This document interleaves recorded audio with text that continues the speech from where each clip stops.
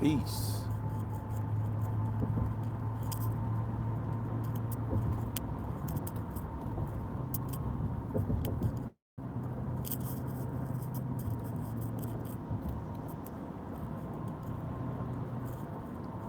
Just gonna let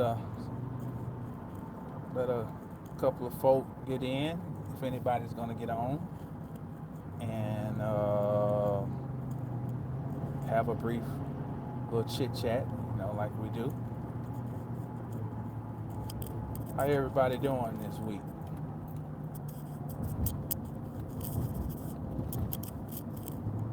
Want to talk about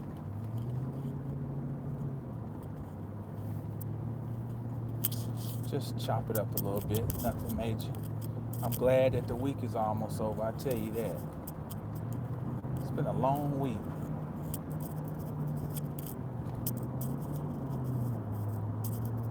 Just want to do a mic check. If you can hear me, somebody just put one in the chat, please.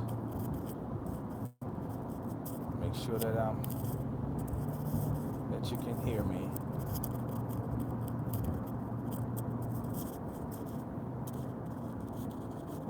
Bet. Appreciate that. What's happening, Dan Dunlap? My fault. What's happening? Laugh a lot. Appreciate it. I wanted to. What's happening, Brookie Dub? Brooksy Dub? Forgive me if I read your handle wrong.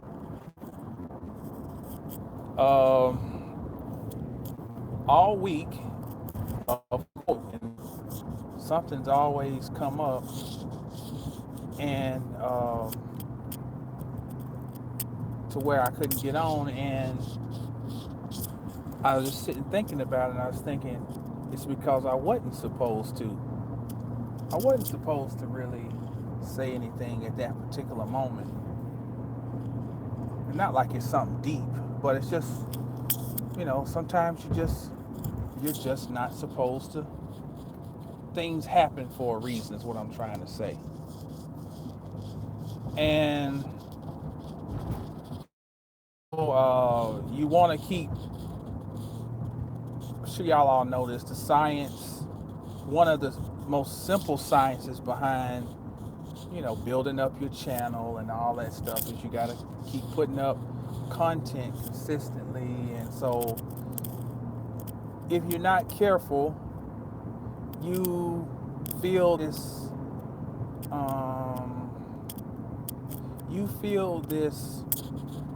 I can't think of the word I'm going to use, obligation to, I got to say something. And if you got a channel where you're talking about breakdancing or watching a cat jump around, that's a understandable model. But if you try to present yourself as a thought-provoking person and a person who is one who engages in deep introspective reflection, then it's a contradiction to to just throw something up just to be saying something. So that's the point. I think it was like it's all right to just shut up sometimes. And that's what made me think about the power of quiet. How important it is to have some quiet, whether we're talking about literally or figuratively. I like to get to work. I'm like either the first or second person to work every morning. And I remember when I was growing up, my old man would always go into work early. because we're very similar in the fact that I like solitude. I like quiet. I like it when there's nobody there talking, making, and just a bunch of what they call white noise and just chatter. Um, as a writer lives inside of their head. Okay, you always got a conversation going on in your head, and I mean that's the only way you can write. How else can you bring something from out of nowhere and make it into something visible or tangible? That's the whole thing of out of the nothing comes the absolute, ain't it? That's just so simple, a simple understanding or representation of the Kabbalistic um, phenomenon of out of the nothing comes the absolute. As a writer, you're pulling something out of a nothing world, as because you can't see your thoughts. So you're pulling something out of a dark cavern somewhere. So in order to do that, you need some quiet. Now, you may not fashion yourself as a writer, but what I'm talking about is something that is very necessary no matter who you are and no matter what you do. You need some time where you can still away and be quiet and get away from, sometimes it's people, sometimes it's uh, situations, sometimes it's certain devices. Here, you might have to get away from your phone or get away from, but you have to get away and you have to be quiet. There's a great book, that might be the name of it, called The Power of Quiet. I got it at home. It's by, I think her name is Susan Cain. And one thing she talks about is that um, in the 19th century, the the world, or let's say the Western world, tried to fashion itself. Now you have to take this with a grain of salt when this lady's saying this, because you can go down the rabbit hole of, well, when has Western civilization ever been civilized? But let's just take it at face value. She says that in the 19th century that Western society was based on, if I can remember correctly, it was the culture of character. Um, it was all about, I got a book at home called Rolo Goes to Work. And it's a brainwashing book that is written for young children to encourage them to be good workers, because in the 18th and 19th centuries, um, we have the industrial revolution is taking off, and one of the main workers in the industrial revolution were children. And children were only sent to school to learn basic arithmetic and writing, so they could use it to work in a factory and to count parts, to count pieces, so forth. And you can find all that information in my book, The Lies Behind the Ties. But so, but that aside, though, you still see this type of dependence on trying to develop a certain type of character, even if the character that they're trying to develop is messed up, which that is, try to develop a child just to, basically for labor. And we talk about sweat lodges in Indonesia, and I mean, we're such an unlearned society. We try to find somebody else to talk about. Oh, they got those little children in there making Nikes, and Do you understand the history of this country? But either way, what she talks about is how the culture of character ended with the 19th century. And as the 20th century came in, it ushered in something called the culture of personality. Whereas that's when you got all of the self-help gurus emerged in the turn of the century, the 1900s. And what had happened was you got to look across the board and see what's going on in the world historically. You got in the mid 1800s, you got a reemergence. It's like a renaissance in occult and metaphysical literature and thought. You got all these groups that have emerged, the Rosicrucians, where they have reemerged. You've got the OTO, you got the Theosophical Society, the Anthroposophical Society. That's with Rudolf Steiner. Theosophicals with Madame Blavatsky, and all of them had based their foundation was a man named Pascal Beverly Randolph. Okay, so he reintroduced and this is a black man, introduced metaphysics, the reemergence to Western society. So by the 1900s, you got this almost like what Joel Osteen does when he preaches.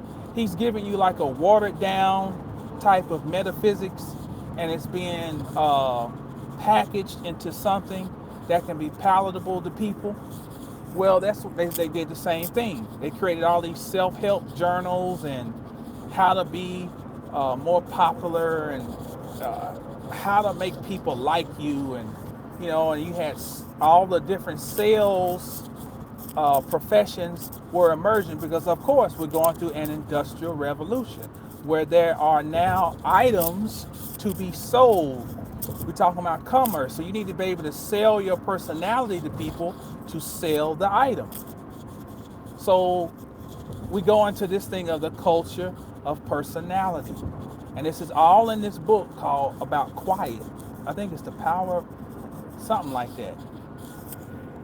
I say all that to say that we see now that has gone to a crescendo, the culture of personality. So you can get caught up in that of who I'm supposed to be, my image, and I gotta, my fans, my followers. Just listen to the word, followers. Follow me on Instagram. Follow me on such and such, such and such. Now, this is all born out of a culture of personality, which we're going beyond that now to, it's virtual now. But still, so being quiet is not considered to be a valuable trait in a culture like this, because quiet would suggest that you're lacking confidence, or you're scared, or you know what I'm saying, when in reality quiet is where the power is. So let's deal with we like to go inside of the words, and we need to pull out what is the core or the essence of the word that is hiding in it.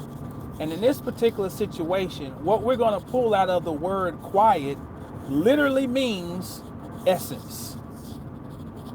In the middle of the word quiet, you have like in Spanish, it's called a diphthong. You got two vowels back to back, the I and the E.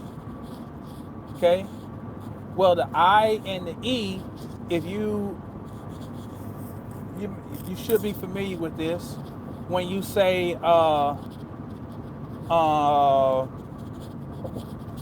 Here's an example.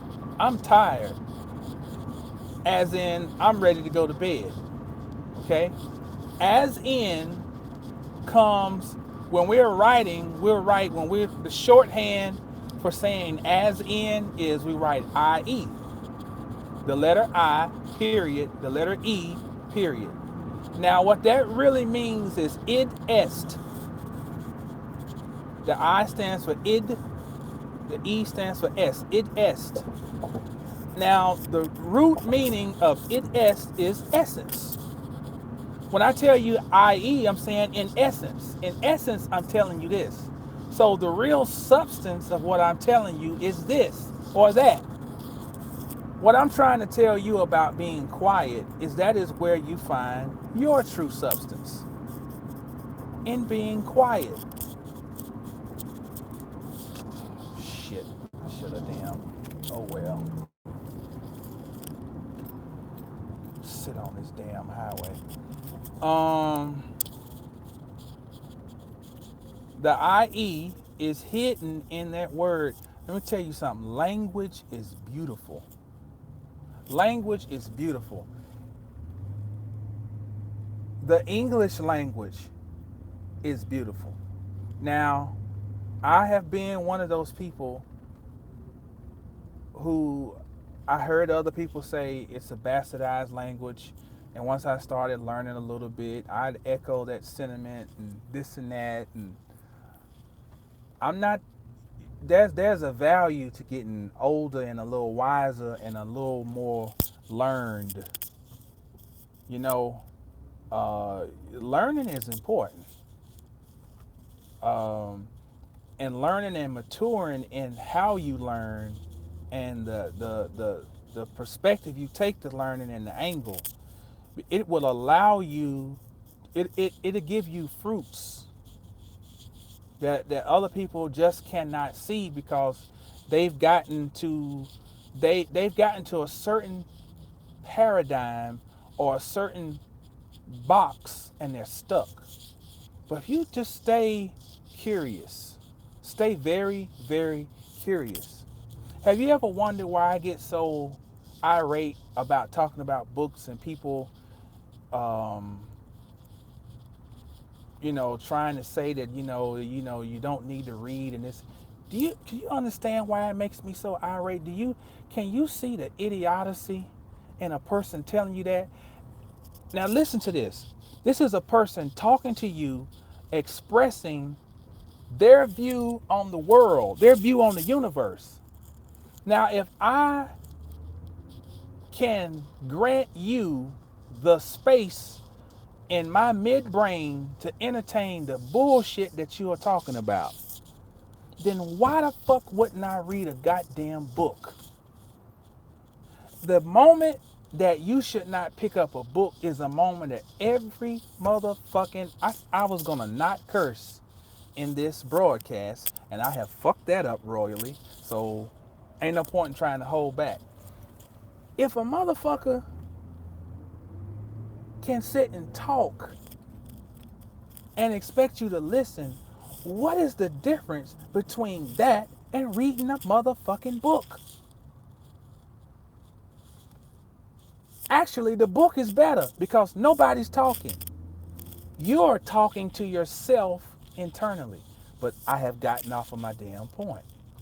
The original point is that if you stay hungry and humble to know, you will be granted the ultimate prize, which is knowing. Your journey is called a quest. Now, I just told you that IE means id est, right? Let's take the question. The question is the answer. The question is what starts you on your way. Now, the question then leads to the quest. Now, we got the same root, right? Quest. But look at the end of quest. What we got? E-S-T. What I just tell you, the word I-E is id est. I-D space E-S-T. And it means essence. So when you leave your mind open to ask, I'm spitting and shit. When you leave your mind open, oh, right on, right on. Appreciate it, Brooks Dub. When you leave your mind open to ask the question, you are then getting to the essence of your own self. Does that make sense? You are literally getting to the core, the middle. You're getting to the heart of the matter. When you are quiet and contemplating certain questions, you will not always get the answer right at that moment. But the mere fact that you have taken the time to ponder something, you release a chain of events in the cosmos. And this is how it works. You may be pondering on something. It happens to me all the time. And I get a little frustrated because I'm like, why is it I'm not? I understand what it is, but I want to know what it really, really is. That's another reason I haven't done anything this week, because there's something I've been contemplating on, and I know what it is, but I want to know what does it, I can decode any symbol you can put in front of me. I can look at it and I can figure out, well, what does this symbol mean? But there's another aspect of, I want to know, how does it really apply to, how's it going to manifest in real time in front of us? Now, a lot of times I can put my finger on it, but there are some times that I'm not going to use that word, that I have a struggle. Put it that way. I have a struggle. Now, what will happen is, the fact that I am so intent on the solving the question, and going on the quest for the answer, that it will be delivered somewhere where I'm not looking for it. It might be you turn on a TV and a commercial come on. It might be you turn on your music and something come on. That's why I'm telling y'all about the divination. I'm not making that up. You know, I'm not making that up. Here's the thing. They explain all this with quantum physics, that everything's just energy. They explain all this with metaphysics. The all is mind and the mind is all. So that means that if I think about it and concentrate enough, then I have to, something gets released. And it has to cycle back to me with an answer. That's the ebb and flow. That is the causal effect aspect of the universe. So when you're quiet, I just want to stress that quiet is very, very necessary. Very, very necessary. I I've been trying to, I wrote down this thing I've been trying to break down. I wrote it down on the board, and I was going to do a thing on it, a little mini lecture, and it just wasn't time. I just have not really, and I keep getting things keep coming, showing up in strange places. And I go back and look at an old video of mine. I've said something about it, and I didn't know I was talking about it. It'll make sense when I do the thing. Right now, it just sounds like I'm jumbling, which I am. Shit is all jumbled up in my head. Another thing I want to talk about, just to jump around, is something I was at work. I thought about. I wanted to. Oh yeah, I talked about that, about the mind. You pulling stuff out of the darkness. Here's one more thing to chew on. This just something just to, just to chop it up on. Lord is a verb. Love is a noun. Lord is a verb. Love is a noun.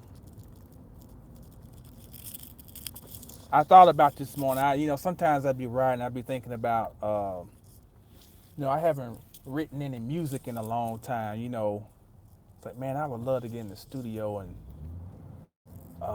record something. And so I was just thinking of some opening to how I would open up a verse. Lord is Lord is really love. Lord is a verb. Love is a noun. In is really out. Up is really down. But then I started really thinking about that. It really makes sense. The word Lord, some of y'all may notice sometimes I might refer to you as, peace, Lord, and what I'm really saying is potential. Potential. Now, what we are involved in here, this traffic is off the chain. What we are involved in here is a process of lording. We are looking for ways to activate what we've studied or activate what we have a gut feeling is inside of us. Now, the word Lord means potential. Now, you got potential energy and you got kinetic energy. How does potential energy become activated? It has to move. So Lord has to be a verb or else it does not exist. Lord is a verb. It has to move. Lord is water. Water dies if water is stagnant. That's why they tell you don't let water collect in the summer because so-called, all the mosquitoes would gather in it and all that, and because stagnant water becomes dead water. So water is the ultimate representation of potential. It moves. It is potential that becomes kinetic. Your actions, everything you're doing, you are lording. You are activating potential. Even when you use your mind, when you ask yourself a question and you're not afraid to be confused and you're not afraid to seek answers, you are actually lording. You are activating your energy and becoming kinetic. And the misconception is that that if you can't do something like Doctor Strange, or you can't walk through a wall and show somebody something that will appeal to their five senses, then you ain't doing nothing. Which it doesn't matter what you can show a motherfucker anyway. But just for the record, some people feel that way. They want you to show them a magic trick. Well, once again, Metaphysics 101. The mind is all and all is mental. And if I can put my mind in action and I can focus my mind enough, I can activate things and move things, set things in motion. And for all of the naysayers, I can even settle something or congeal something into 3D reality where it can be interpreted by the five senses. Lording. Lord is a verb. Love is a noun. We're coming up on Valentine's Day, and everybody's got to express love, love. But the love is expressed as a verb. I love you. That's I, the subject, the movement, love. Love is not a verb. That's a misconception of Western culture. Love is not a verb. Love is a state. Now, when you define a noun, it is a person, place, or thing, right? Well, a state would also fit into that definition. Person, place, thing, or a state. You know, Texas is a state. It's not a verb. I'm Texasan. I'm New Yorkan. No, those are states. Those are nouns. It's a place, but it's also a state. Love is a state of consciousness. Love is the ultimate truth. Love cannot exist where there is no truth. And that means love then destroys, love builds, love encapsulates, love unravels, love understands, love is rage. Love is complex because it is a state that is ever moving. So I don't, I don't know if this really got anything to do with shit, but I just, I felt it important to, because that word is thrown around so much. Oh, I love you, I love you.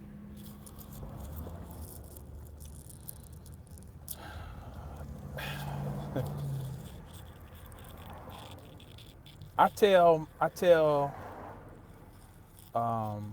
my mama I love her, and I do. I love it. I love her.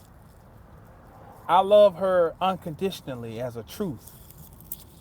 I tell my wife I love her, and I do. I have an unconditional feeling about her. I have the same thing with my children. I have an unconditional feeling that is true, that I have about them. So I'm going to tell you something though. Sometimes other people say I love you and all that, and it's so hard for me to even text it back like some of my other family members. It's hard because love is a state. And see, this is why it becomes hard for me.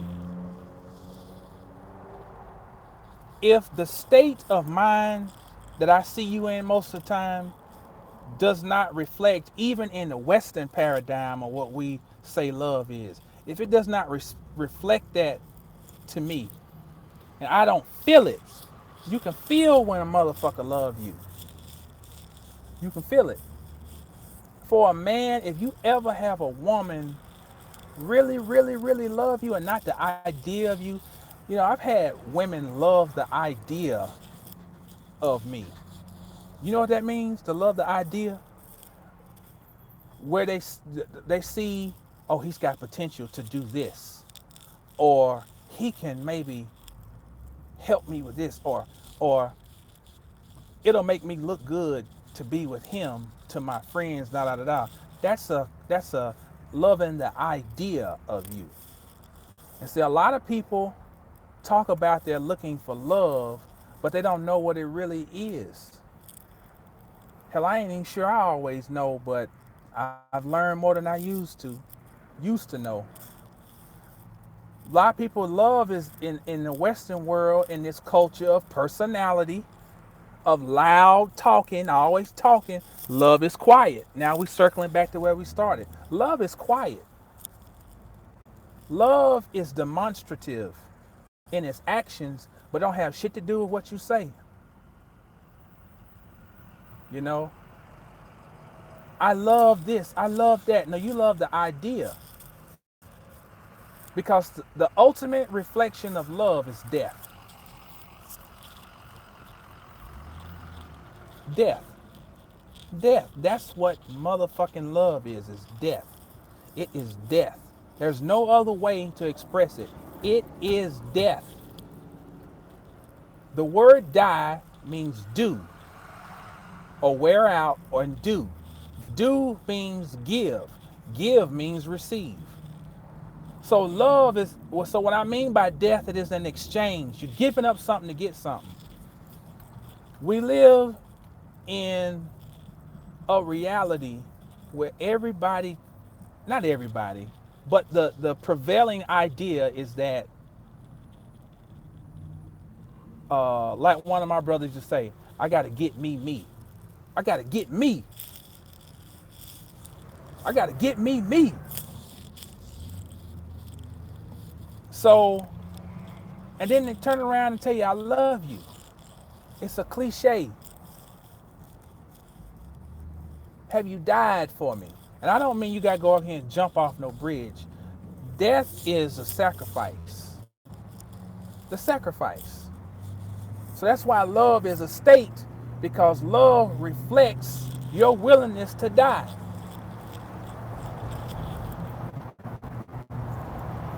Die to the idea of who you are, what you think you are,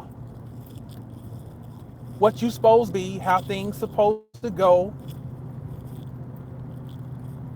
You know, there's that misconception in the so-called occult world and this and that, that your babies ain't shit and this and fuck life and fuck it. You know, maybe it ain't for me. If that's what it amounts to, then it probably ain't for me. I had to even learn to stop labeling myself with anything. I don't even want to even be labeled that I'm a cult. I'm a cult. That even, like my mama say, that make my ass tired. My mama can cuss and put a combination together on your ass. Boy, she'll call you a shit ass. How the fuck can you be a shit ass? Who does that? I mean, a motherfucker who amounts to being a shit ass, you ain't shit. So one of her things that make my ass tired, when I hear that word now, when it's referred to as like a label for yourself, it makes my ass tired. I'm a cult. I don't know. I just guess something going on. But this concept of, oh, fuck everybody, fuck everything, and this, I don't get it. I don't get it, because all real occult knowledge is death. You got a whole book called the Upanishads, the book of fucking dying, or the book of evil, the book of hidden things.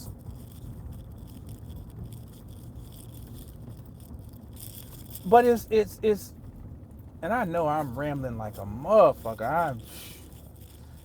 Um, but I just think we need to go back and rethink things. We need to rethink a whole lot of stuff. I've had to rethink a whole lot of stuff. You know, all these cliches. I'm this, I'm that. I love you. I love my people. It's all bullshit. I'm telling you, that shit don't amount to nothing at the end of the day. It's about, are you able to transform yourself? And are you able to still keep asking questions and still keep seeking answers? That's what it really boils down to. It's what it amounts to. I don't know what else to say. I guess I like my grandmama say, I'm saying what I'm saying. I'm saying what the fuck I'm saying, and that's it. That's all there is to it. So, Lord is a verb, love is a noun, in is really out, up is really down. Quiet is necessary. there is something hidden. The the great the great monster that we're looking to awaken is somewhere hidden, quiet, tucked away in the deep recesses of our mouths, in the deep recesses of our minds. Um, and that is what we're challenged to go in there and pull out. So that's enough rambling for the day. I guess that'll wrap it up. How long has this been? 40 something minutes. Yeah, that's enough. That's enough rambling. I'm really shooting to do. I want to do this class tomorrow. I guess email me at info@mastersofthecosmos.com. Info@mastersofthecosmos.com if you want to participate,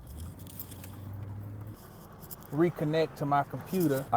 And if I can do that and get the time tomorrow, the bottom line is I got young babies, and sometimes I have shit planned, and that's what happens. Things get derailed. But that's just a sacrifice you have to make, trying to find that balance. I'm not gonna do shit on my family, just to do some videos. But I do appreciate everybody's patience. My members on the site, I apologize I have not been able to put up content and classes like I would like to, but please charge it to my inadequacy at the moment and not my heart. I strive to do good business with people, and my sincerity remains my credentials, in the words of the master, Brother Bobby Hemmett. My sincerity is my credentials. So I'm gonna do my best tomorrow. Shoot me an email, info@mastersofthecosmos.com, or you can send me an email at hjrobinson360@gmail, whichever one. If you already been emailing me at that, that's fine. But I'm gonna try to get back on here tomorrow and give y'all an update on the class and everything. Want to go in on the 72 wise words of God and explain to you really why symbols are so important, why language is so important, and how language and symbols route back to each other, and they route back to an archetype. And it'll really make it plain for you, and you'll understand why am I always talking about these words and this language and this etymology and this and that, because that is the connecting glue for everything. All right, Brother Jamal signing off. Stay down till you get up, and when you get up, stay down. Peace.